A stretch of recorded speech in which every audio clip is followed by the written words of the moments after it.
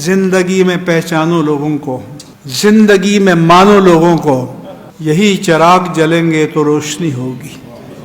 میرا یہ پیغام ہے آپ سب کے لیے، تمام نوجوان علماء کے لیے، حوصلہ مت ہارنا خدا کے لیے۔ جب زید بن دسنہ قیصر کے قیدی بن کر گئے اور اس نے کہا محمد کو برا کہو تمہیں دربار میں اسٹیٹس دیں گے، جیسے آج کل لوگ لوٹے بن جاتے ہیں، عہدہ دیں گے، رشتہ دیں گے۔ انہوں نے کہا نہیں، یہ نہیں ہو سکتا۔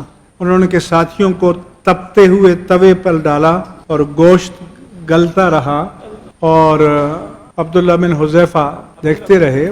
اس نے کہا کہ انہوں نے سمجھا کہ ان کا دل پسیج جائے گا اور سرنڈر کر دے گا۔ اس نے کہا اب؟ کہا نہیں۔ جب کہا کہ اس کے لیے الاؤ تیار کرو تو اس کی آنکھوں میں آنسو آ گئے ان کی۔ وہ سمجھا کہ اب ہمت ہار گئے ہے یہ۔ اس نے کہا تم غلط سمجھے، میں ہمت نہیں آ رہا، میری آنکھوں میں آنسو تو اس لیے ہیں کہ یہ ایک جان ہے، کاش کہ میری کروڑوں جانیں ہوتی اور ایک ایک کر کے نام مصطفیٰ پر قربان کر دیتا۔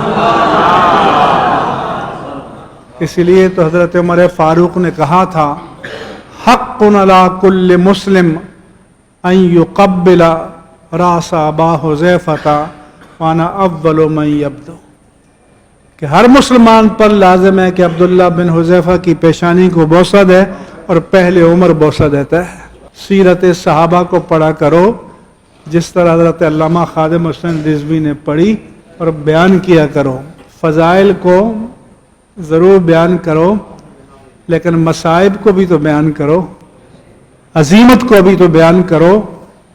نوٹوں کی فکر نہیں کرو۔ کیا نوٹوں والے اور درہم و دینار کے ڈھیروں والے خادم حسین جیسا انجام پا سکتے ہیں؟ بولو۔